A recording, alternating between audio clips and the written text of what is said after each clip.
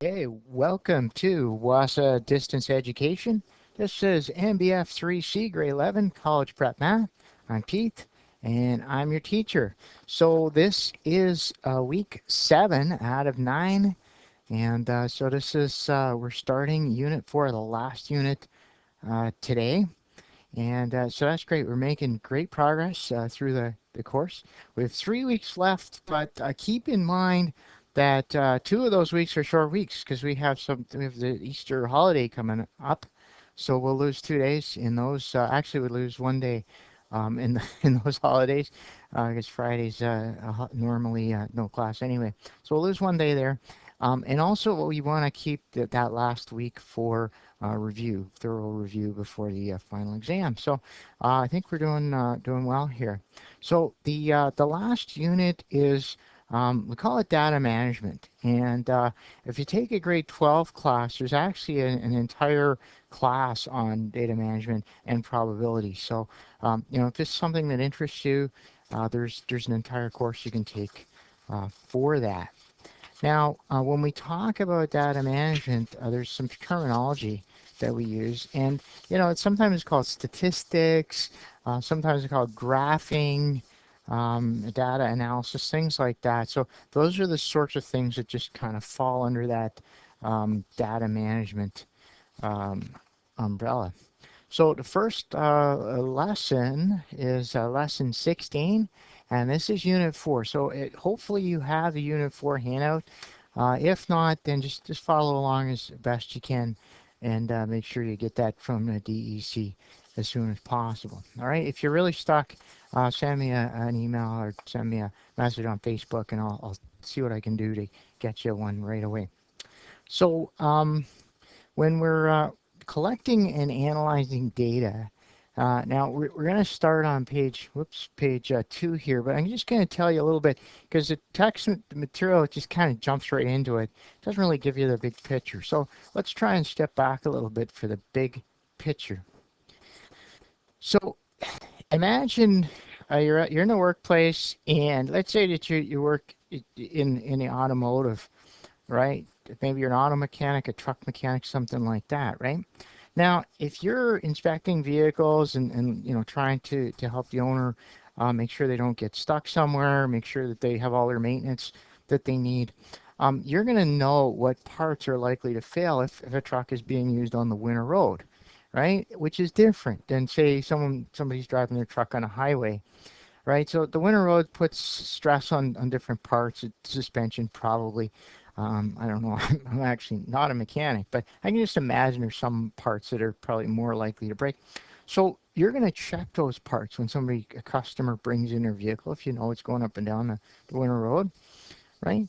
And and you'll know how often to check it. You don't maybe have to check it every time, but you probably check it more often than a truck that's used in other situations. On the other hand, someone who drives their truck in traffic in Toronto is probably going to have other types of parts, because the car sits there in the heat and it idles and it doesn't really move. So they'll be checking some other parts that are different than what someone up here would check. So that's what you're basically doing, is applying statistics or data collection, right? You know what parts are more likely to fail, so you're going to check those parts and replace them if they need to. Whether you do it formally or informally, it's just something that we do in a lot of occupations.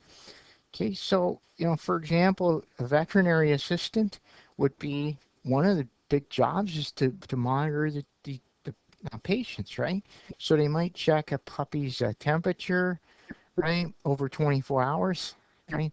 And then plot the values on a chart, so that way then when the veterinarian comes in, they can look at that chart right away and see how the puppy's temperature is doing, right? They don't have to look through a lot of data. So that's an application, data collection, but then they're also going to present it in a chart form that makes it very clear what the temperature is, so that the person can make a decision quickly. Okay, so that's another part of data management, is presenting the data in a way that we can understand. Okay, and business owners, of course, use and collect data. And I think the first example is about a restaurant. But restaurant owners have to know what meals are gonna be popular, what's popular, right? There was a sauce that was some kind of hot sauce that was really popular for a while. So a restaurant owner, they're going to have to make meals that have that sauce, but not too many because, they want to have some other choices. So they have to know just how popular it is, what ingredients to order, things like that. Even hunters collect data, population, animal populations and habits. And, for those of us that get a hunting license, there'll be, a tag and you have to send in parts of it. And there's statistics that are collected basically. So, data is everywhere. And in the information age and the internet, organizing that data is even more important, right? So that's what this is all about. And this is just an intro. Like I said, there's a whole course that you can take on this in grade 12. So one of the things we need to get kind of started here is to talk about the vocabulary we're going to use. Okay, so population, and this is the most important concept here. What is a population? Okay, um, so it's important to get that kind of straight because it sets the stage for the entire rest of the unit basically. So the population, when we talk about a population, in terms of sampling data, of collecting data, what we're talking about is the entire group of items or individuals being considered. So it can be an item, it can be a group, um, well, it can be a group of items, or it can be an individual or groups of individuals, right? So for example, if you're collecting data on a puppy at a veterinary clinic, your population is basically that one puppy, right? You're collecting some data, right? But if you're a restaurant owner and you're collecting data, well, I think that's the first example there, but it's fine, right? If you're collecting data on what meals that your customers like, probably your population. Now, this is tricky, right? You could sample the people that are in your restaurant, so that's a population, right? The people that eat at your restaurant. You can sample them, right? Find out what they like. That's good. But what if you want to change? What if you want different people? You notice that you notice that there's more elders coming into your restaurant, which is good, but you want to get more younger people coming into your restaurant, right? You can't survey people in your restaurant to find out what young people like because most of them aren't young, you see, right? So you would have to maybe go and find some young people somewhere. Maybe go to a college, maybe go to a high school. Don't know. High school students don't have a lot of money. So, but see, there you go. Picking the right population is really critical. Identifying it is really critical to getting valid data, right? Because if you, let's say you told your employee, you were a restaurant owner, and you told your employee, go find out what kids like to eat, young people like to eat, okay?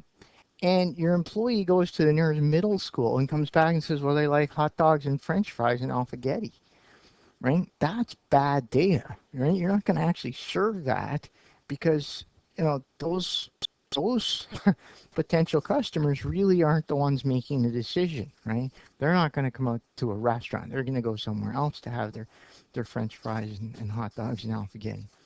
Okay, so picking the population and asking them the right questions as well, is kind of important as far as sampling data and collecting them. Okay, so that's something that we really have to work on is how to pick the population. So when we're going through these examples, try and answer the question yourself and then check the answers and make sure that you're working towards being able to correctly identify the population. All right.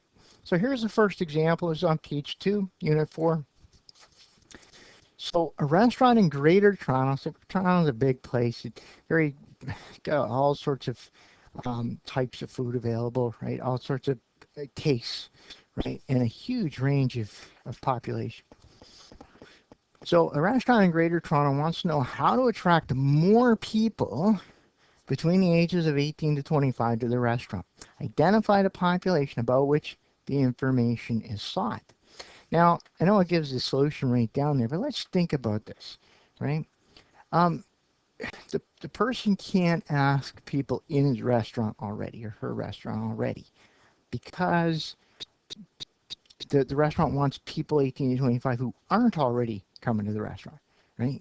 So it's not really useful to collect data about the people who are already there because they already, we know they probably like the restaurant. That's why they're there, or they've heard about it. So 18 to 25. So where would you go, right, to find 18 to 25-year-olds, right? And again, it really depends on your restaurant, doesn't it? Right? If it's kind of like a, chips and chicken wings and stuff like that, maybe you'd go to a college campus, nearby college campus, or maybe to, something like that. But if it was fine dining or something like that, you might maybe go to the business district or something like that in Toronto, right? It really depends on the population that you're interested in attracting, and they have to be compatible with your restaurant, right? Okay, if your food's really expensive, you gotta kind of go to the rich parts of town, right? You can't really go to the kind of the working class places, and vice versa. So thinking about that population is really critical, and understanding that the population is the group of people. We're talking about people, but it doesn't have to be people, right? So let's take a look at uh, support question number 1. Okay, A says a juice company wants to know the actual volume of juice in 250 milliliter containers. Okay, so a little bit of background here, just in case you've never watched. There's been shows on TV over the years, probably influenced me quite a bit when I was a kid. It's called Hot Dog. Showed how different products were made, and now a new show, or the show that was on how it's made. It's been on for quite a while. I haven't seen it lately. But they show you how manufacturing works and stuff like that. So in the case of a juice company, they basically have machines that fill these little juice boxes, the Tetra Packs, and seal them up, right? And the way they fill them, they can dispense a certain volume of juice into the container, or it can sort of be a feedback where they're pouring it in there and then they weigh it, right? I think most of them are probably, it's a volume thing, okay? Now, when they're dispensing that volume, okay, it has to be 250 milliliters legally if that's what it says on there. But they don't want to give away too much free product, and they don't want to overflow the container, right? If you ever punched a hole in one of those little juice boxes and it was over full and you get juice squirting all over you, right? You don't want that, okay? So you don't want it overstuffed, right? Some little kid might get you know, get splashed with juice right in the eye, right? So the machine will be set then to maybe put 255 milliliters of juice in the box, right? But because of the variations in the range of things, it might go as low as 251 mil, maybe it'll go up to 260 mil, right? So ideally, most of the boxes will have 255, and a few of them will have a little less. If we were to make a graph of this, right, this is most of them will have 255 milliliters, and then a few will have a little bit more, and then a few will have a little bit less. And then the ones that are at the way outside where it's less than 250 or more than 260, there'll be a machine somewhere on the assembly line, probably a scale or something, to just punt those off the assembly line because we don't want to send those out. If it's too low, you know what they're going to do, right? They're gonna weigh it before they open it and post a picture of it on Facebook, and it'll be an awful thing because saying that the juice company ripped them off. And if it's more than 260, the package might be bulging, and it might have too much in it, and they might not even be able to close it. But either way, the machinery will detect that, or it's supposed to. So when somebody's in a factory, then one of their jobs will be to make sure that the machine is actually following what it's supposed to do, that it's actually putting, say, 255 milliliters in each box, give or take a couple of milliliters. But that's what you set it up to do. But the way to find that out is by testing, right? You let the machine fill some boxes, and then you go and you check them. Okay, you open them up, you measure it. Okay, so what's the population? So in this case for 1A then, the population are the boxes of Jews. And that's sort of a key point. Okay, our population, just because we use the word population, it doesn't even have to be living things, right? It can be anything that we're trying to study and collect data on. Okay, so that's our population. Is there boxes of juice? And how we would do that, somebody's job will be go around the assembly line and collect randomly, maybe random, and that's something we're going to talk about, how we do it. We can't check every one because there'd be no juice left. Because once you open the box, you pretty well, you're not going to be reusing that juice. It's not like you're going to pour it back in to another box or something, or pour it back into the batch. Chances are it's waste, right? So you don't want to check every one. You probably don't even want to check. You don't want to check too many of them, right? But we want to check a certain number of them, and that's our sample, and we're going to talk about that in the next section, right? But we'll check a few of them, and that sort of we check enough of them that we know that we're confident in the results, right? That it's not, we didn't just accidentally get one that's underfilled or get one that's overfilled. We checked a few of them, and it matches the curve that we're looking for. Okay, so that's support question one. Now let's think about the second one, and I want to sort of let you try and think about this. The school, okay, the school wants to know which two colors should be the school's new color scheme. Now it's interesting. I actually went through this up in a school where I was teaching. We were picking our colors. And I think we kind of ended up with the ones that we had been using. So anyway, the school wants to know which two colors should be the school's new color scheme. So who should be the population there? This is a bit tricky because what are you gonna say? Should we ask the staff, the school staff, all the teachers? What do you think?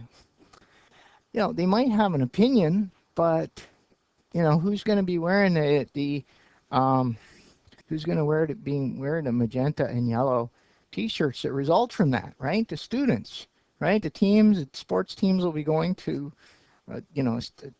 another school to play basketball, play broomball, play hockey, and then they'll be stuck with whatever the teachers come up with. What do they say? Magenta and yellow? No.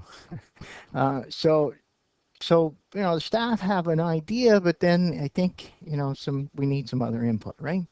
What about the students? We ask the students. Yeah, it makes a lot of sense, doesn't it? The colors that the students will be wearing, maybe they'll be, that'll be their school colors, so their school logo will have those colors. The gym will be decorated in those two colors at dances and at graduation. So the students definitely, right? What about the parents, right? What about the parents right? Because they'll have to also be looking at these t-shirts and sports uniforms and stuff. They'll have the school colors. So, um, and then how about the community, right? Because the community will be, they're going to be going by the school, and the school will be painted in the school colors. Maybe the hallways might be painted. Maybe the light color will be the walls of the hallways, and the dark color will be the doorways and the doors and the lockers. It could affect the whole school, right? It could affect this community as well. So it's pretty obvious that we want to ask the students, and then the question is, should we ask the staff? Should we ask the parents? Should we ask the community? And that's where you have to decide just what kind of sample you want to take, right? It's not as not as easy as just say doing a math calculation, right? So students, okay, students for sure, right? The whole students. Do we ask the kids in kindergarten? Maybe they have an opinion, but do they know anything about color? Do they understand the question, right? So then maybe maybe we'll ask grade 1 students up to high school. Grade 12. Do we ask the grade 12 students? What do they care? They're leaving. Maybe they'll pick something. You see, there's all sorts of. Maybe the staff. Maybe. Okay. And parents. Oh, community members. School elder. Right? Maybe the school elder has an opinion. Maybe there's something, significant that they should pick from that, right? So there you go. So our population really depends on a lot of things, and coming up with that. We know for sure it'll be some part of the students, and then we would have to decide whether we're going to do the other ones. All right. Well, how about question C? I guess I think we're having a federal election coming up pretty soon, so there'll be a lot of polls and stuff like that floating around. So a polling firm wishes to determine which political party is expected to win the next provincial election. Oh boy.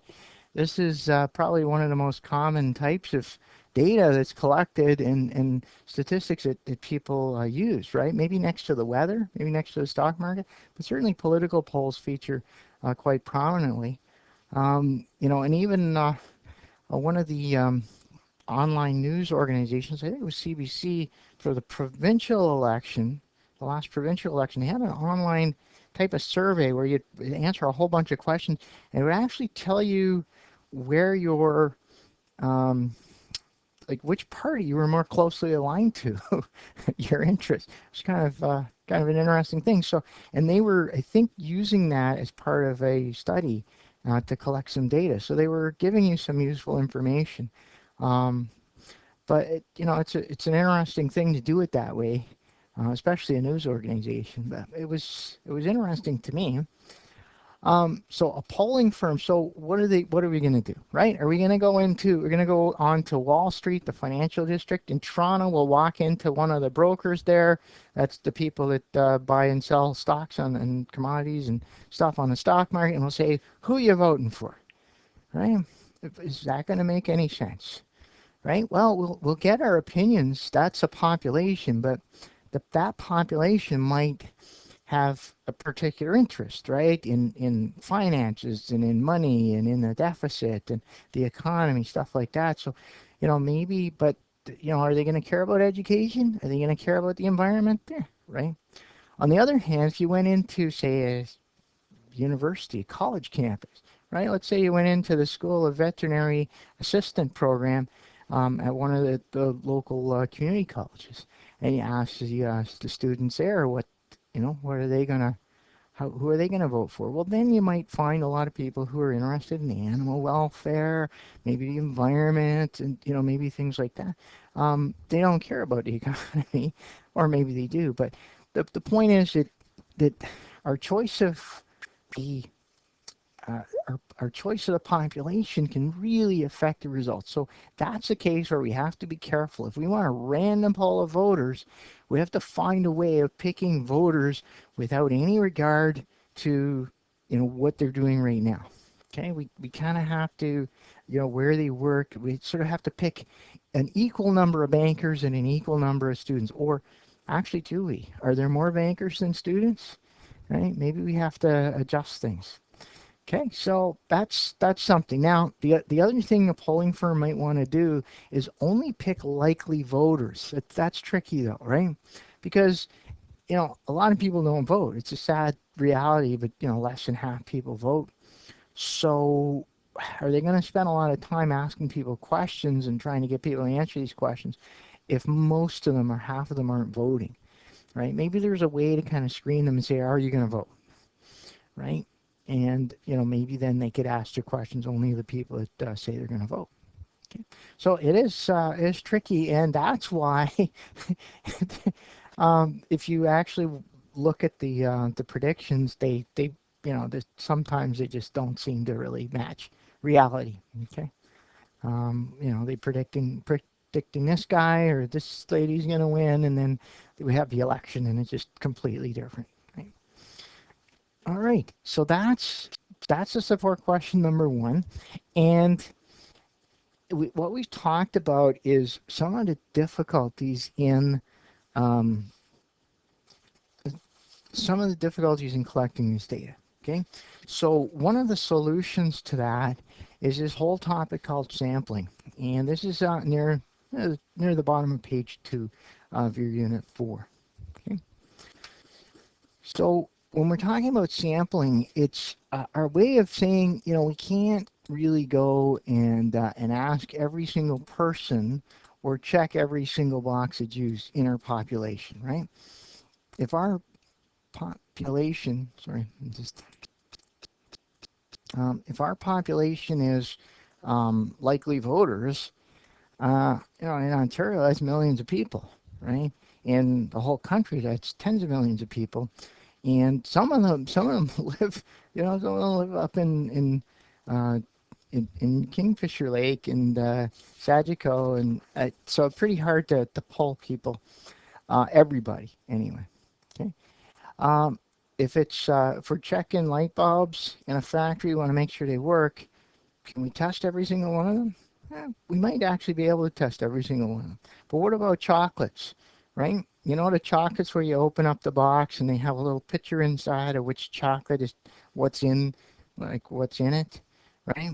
Now, if you're going to open those up, probably not going to look at them and then put them back in the box, right? So um, we can't open every single box. Okay, so this is the thing about sampling. Okay, so in this case, samples are random. Whoa. Okay. Don't know exactly what I did there.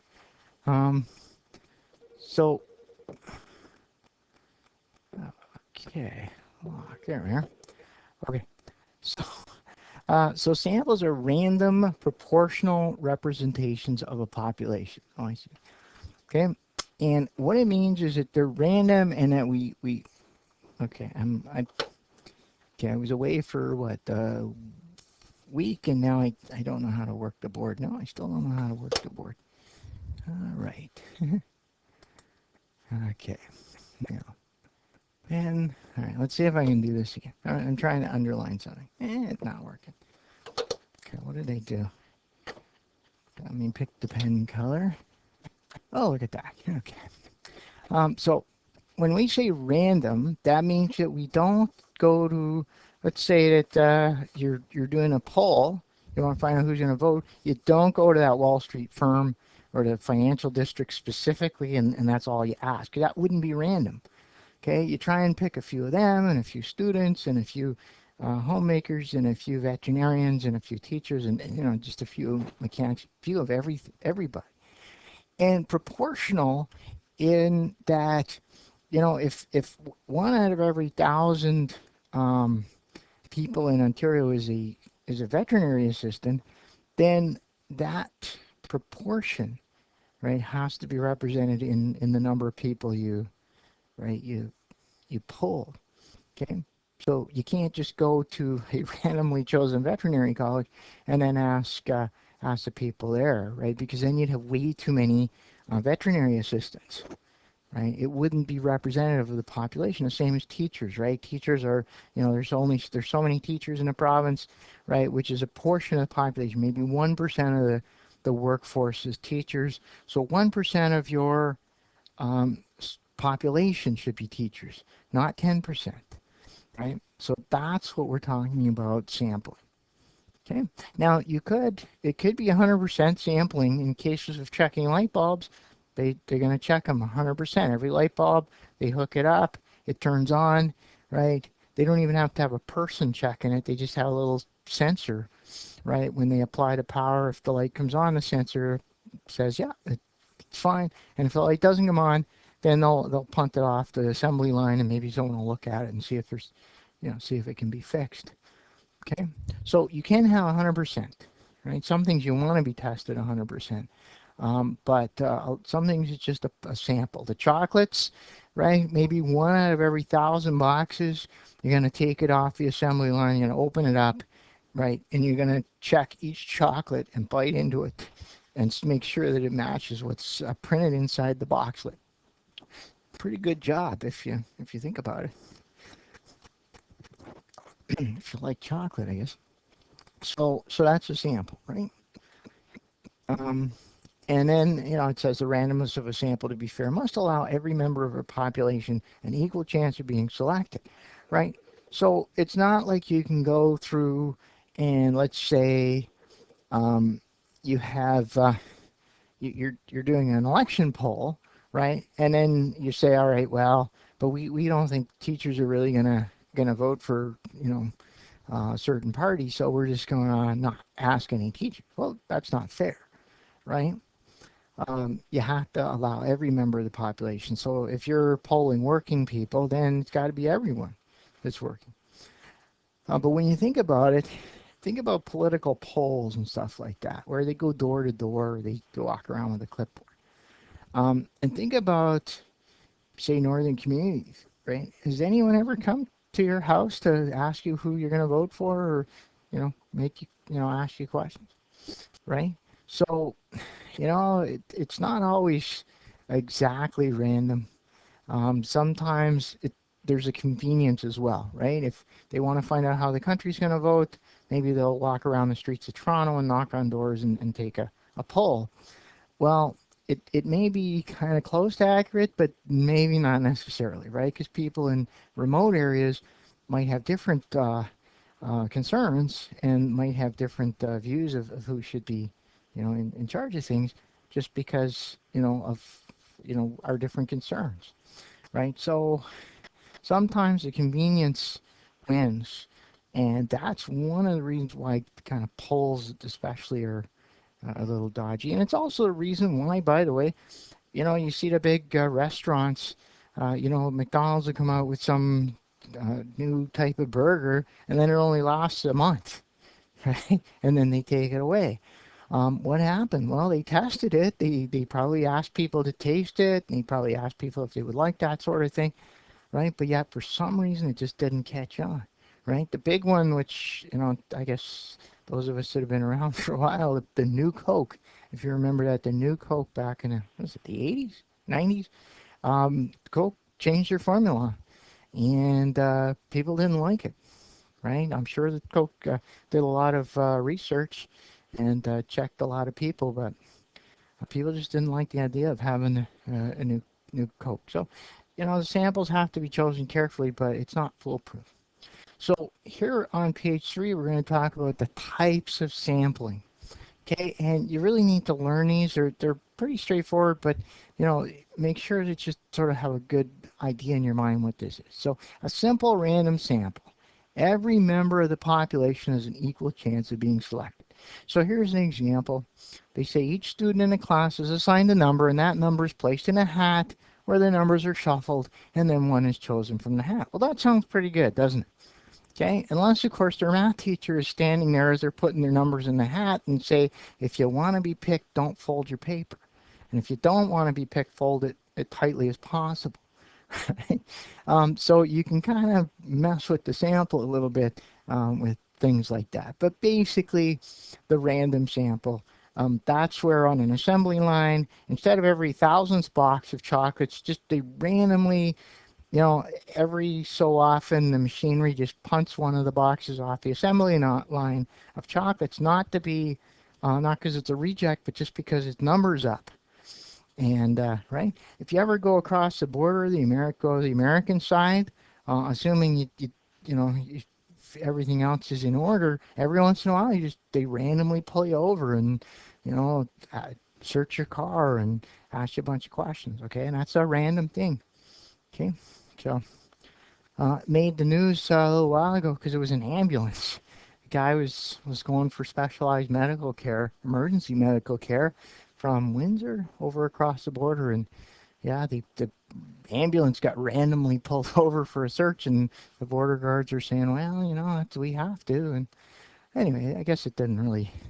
They were quick about it, but still made the news. All right, how about this? A systematic sample. Now, this is something that you would think about for a factory, but it might not be a good idea, right? A systematic sample. So every nth member, so every 10th, that's what they're talking about, nth, every 10th, every 100th, every 13th, right? So every so many members, right? So in the chocolate factory, right, we're going to pick every 500th box of chocolates. We're going to punt that off the assembly line. We're going to open it up and taste the chocolates to make sure they're good, right? Make sure they match what's printed inside the lid. Okay.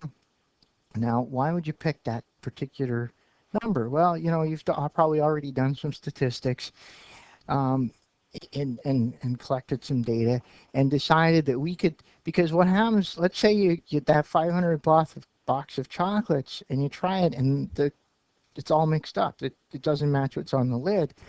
Well, then you got a problem. Is you made 500 boxes of chocolates, maybe, right? That are wrong, and you either have to sell them at a discount or do something with them, right?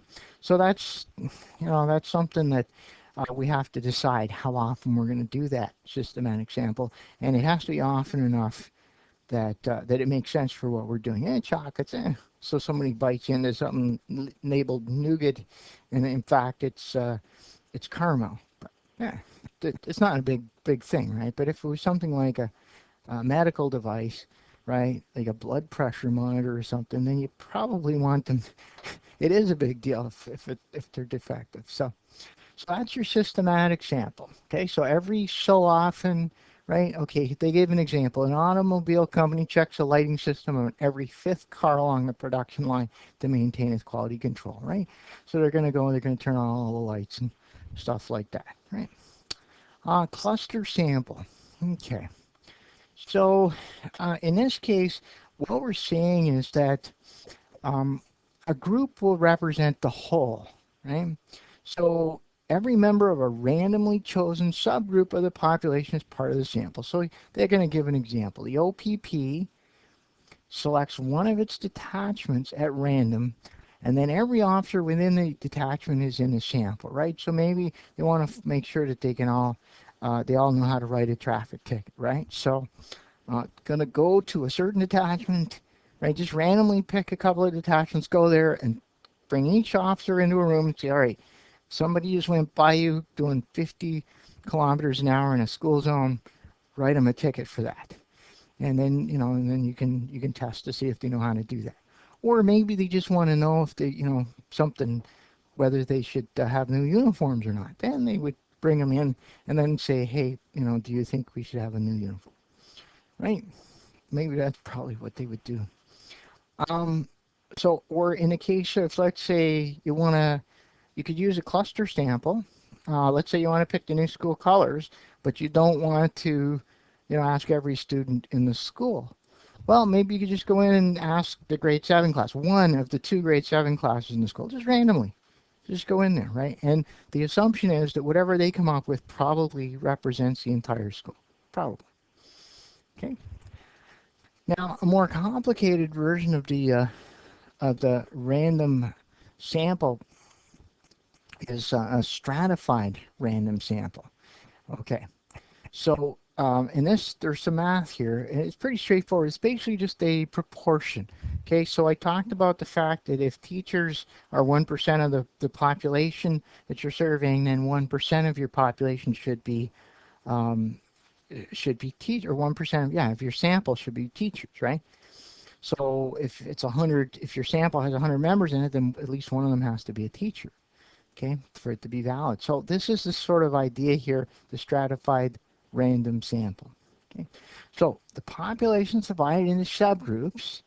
A random sample is selected from each subgroup proportional to the size of that subgroup. All right, this really needs an example. The example will make it clear. It should anyway. Okay, take a look at example 4, and this is page 3 of Unit 4. Okay. So a sample of 20 students is needed in a school that has 100 grade 7s, okay, and 150 grade 8s. What is the number from each grade that needs to be randomly chosen? Okay, so our goal is 20 students. Okay. Now the first thing we're going to do is, what is our total population?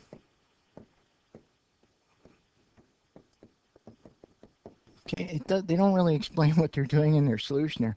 Our total population is, there's 100 grade 7s and there's 150 grade 8s, so that's 250. That's our total. Our total sample size, I guess, is what it would be. Yeah, the sample, the subgroup population total is 250. Okay, that's what we have to work. Now, of that, 100 of them are grade 7s. 100 out of the 250, and if we work that out, it's going to be 10. Well, they say 0.4. I guess most people would just use a calculator. And the grade 8s, there's 150 grade 8s out of 250. Whoop, 250. Can I? Yeah, 250. And that's going to be 0.6. So these are, you could probably consider those as a percentage. That's 40% of your population is grade 7s, and 60% of your population is grade 8s, which means that in your randomly chosen sample, you have to have 40% of them, right, is grade 7s and 60% grade 8s. Well, we need 20 students, right? So if we have 20 times 4, which is 40%, that's going to give us 8 students. And that, the 0.4 represents our grade 7s. Get it? And if we have our 20, and I mean, we could do 8 minus 20, but 0.6 equals, that's going to be 12 students. Whoops, students from grade 8. Okay, well, everything worked out nice and clean there. What if you got 8.1 students? What if you got 12.6 students? Obviously, you're going to round to the nearest student. You can't go and ask for half a student. Doesn't work. Okay, so you round up or down as we normally do, right? You got to be careful. You know, if it's 8.1 students, you really got to round it down, because if you rounded it up, then you'd be really blowing out the proportion, right? So gotta be careful here. And if you had two close cases like that, you might consider maybe you need a larger sample size, which would fix some of the problems associated with that rounding in a very small sample. Okay. Okay, so that's how you do that. So it's the total population, and then you find out what percentage each. This is what you're doing here. You're finding out what percentage in this sort of the middle part of it is represented by each subgroup, and then you have to make sure that that group is represented. Now, if you were finding a percentage of a number, and this really, if you were actually finding what percent is 150 of 250, that's how you would do it, and that would give you some percent. But they didn't bother to do it in their solution because you need the 0.6, right? You'd end up with, I'm going to change this, you'd end up with 60%. Whoa, that's terrible. You'd end up with 60%, which you just have to convert right back into a decimal. So they kind of skipped an unnecessary step. It's mathematically unnecessary, but it might be kind of useful to see it, to understand what this middle part is doing. We're finding out what percentage each count is of the total. So 100 grade 7 students is what percentage of the 250 total. 150 grade 8 students is what percentage of the total out of the 250. Okay, so there you go. All right, and let's try page 4 here. There's just a couple more, and these are ones that really, you're not going to pick these for anything particularly important, but you can choose it. If you're thinking of having a bake sale, you're going to ask when, what would be a good day to have it, and you don't have to ask everyone in the building. You just ask a bunch of people. Someone will remind you that Friday is, we're already having, something on Friday, so Friday's no good, and, whatever. So convenience sample. So the convenience sample is just you pick people that are convenient for your survey. You want to collect data, but it's not a big deal, right? So for example, they say asking family members what their favorite potato chip is, right? Sure, right? You're at the supermarket, you got 2 of your 3 kids with you, right? You're gonna say, all right, what chip should we get, right? Hopefully they're gonna speak for the the total population, or else there'll be some angry words when you get home, right? But that's how it works, right? It's a convenient sample, and you can at work, you go into the break room and you ask people what kind of flavor of coffee, you should bring in tomorrow. And whoever's there sitting around drinking coffee is probably a good convenience sample. There are probably some other coffee drinkers, but you probably get some good data there. Sufficient. Now, a convenience sample can go horribly wrong. If you are checking light bulbs, it might be very convenient to take the first light bulb off the assembly line every morning, right? And test it. The problem with that is that there's sometimes equipment, the first item is either really good or really bad, right? When the assembly line is first starting, due to the machines are warming up and everything's getting started, so everything's just been calibrated. So convenient samples, you got to be careful with them. They're convenient, but you got to make sure that you're only using them for things where it's not a big deal if your sample is a little bit messed up. Oh yeah, and the self-selected sample. Okay, this is tricky because probably a lot of data is collected with self-selected samples, and so I really have to take this with a grain of salt, as they say. So only volunteers participate in this sample. Okay, a popular women's magazine. I don't know why they say that. Let's say Hunting Magazine. There you go. Okay, a popular hunting magazine has a questionnaire to be filled in and returned, right? What is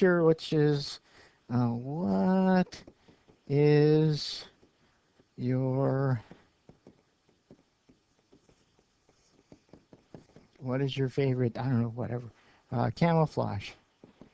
Okay, there you go.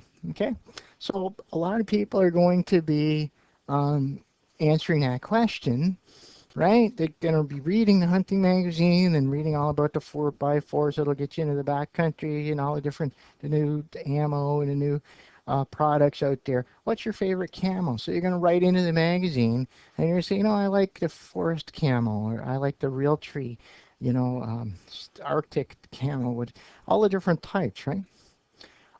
But there's a problem with that because only people that have an opinion are going to write in, and right, people who don't care about the camo, right, people that just use whatever camo they have in their bag. It's like, I don't know what that's called. It's whatever I got this from my uncle. He just gave it to me. He can't hunt anymore, so he gave me his camo. I don't know what that's called. Or maybe it's so old that it's before we started naming camo and before it had a trademark and all that stuff. Or what if a bunch of duck hunters, um, were reading the magazine, right? And so, maybe there's a very different type of camo. I guess what the ducks can actually see blaze orange or something. You can't really wear blaze orange around ducks, or I don't know. There's something specific to ducks that affect what you wear when you're hunting them. So there you go. So the questionnaire and the sample, it can't be something really critical, right? So the next month, the magazine will come out and say, all right, 80% of our members said that they use this type of camo, that's its favorite, and then 10%, picked this other camo, and then one guy wrote to us and told us he doesn't know what his camo is called, but here's a picture of it, So that's the self-selected sample, okay? Another example might be the surveys, the customer satisfaction surveys you find in a restaurant at the cash, right? Now this is tricky because who's going to fill out those um, customer satisfaction surveys, right? Chances are that someone angry is going to grab one of those customer satisfaction surveys and start filling it out. Maybe their meal was burnt, or maybe they didn't have hot sauce, or there's no hot dogs and spaghettios on the menu. So they're going to fill that out. Someone that was satisfied with their meal, probably they're busy digesting their meal or paying. They just want to go home. So maybe they don't really need to fill out that customer satisfaction survey. So the result is that you'll get more complaints that way. Right? Maybe that's okay, but you have to understand, right? Because if you're going through the customer satisfaction surveys in your restaurant, you're going, all these people are angry, they hate our restaurant. But you have to understand that that's who's right filling out those cards. The people that are happier are not doing it that way. Right? They just don't buy. Okay, so this is a good thing. And there's not a lot of support questions here, so I suggest you give this a try. The support questions.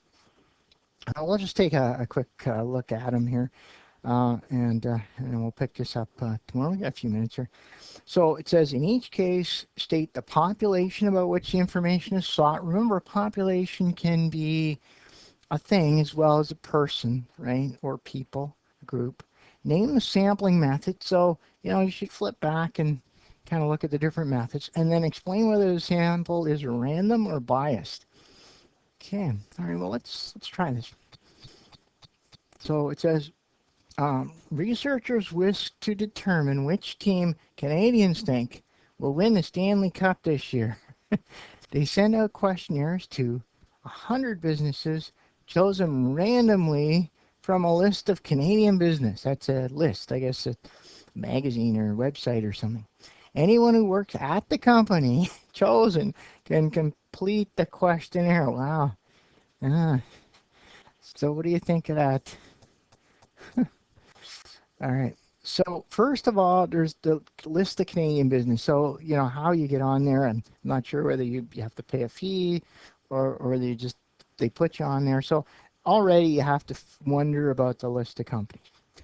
Now, here's the other thing. So 100 businesses. So let's say that the receptionist opens the questionnaire.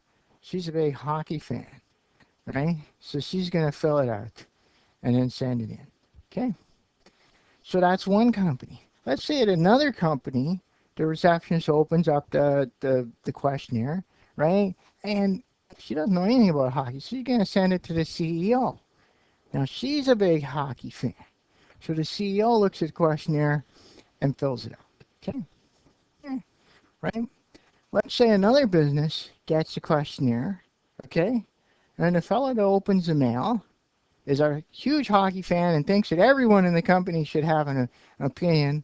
So he also runs the photocopier. So he makes a copy of the questionnaire for every employee at that company and then puts them in everybody's mail slot. Okay. So you see how this what seems to be a fairly random survey can very quickly get out of control because you're going to you have no control over who's answering the questions. Okay. The other thing is that it's somewhat biased towards this Canadian business. The list of Canadian businesses. I don't really know how you get on there, right? So the question is that going to be more like financial businesses? Is it going to be, are there manufacturers on there? Will they have veterinary clinics on there? Will teachers be right in there?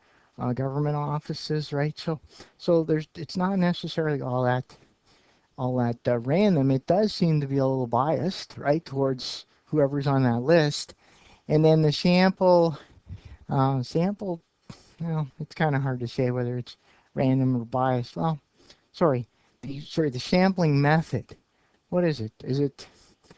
Uh, it's really hard to say because it's not really a stratified sample. Self-selected, maybe? Self-selected? Who knows? Okay, look it up in the back, see what they have to say. All right, well, we better wrap it up there. Take a look at the next couple, and we'll pick this back up tomorrow. We'll take a look at those key questions, and we will move on to lesson 17. All right, talk to you more. Bye now.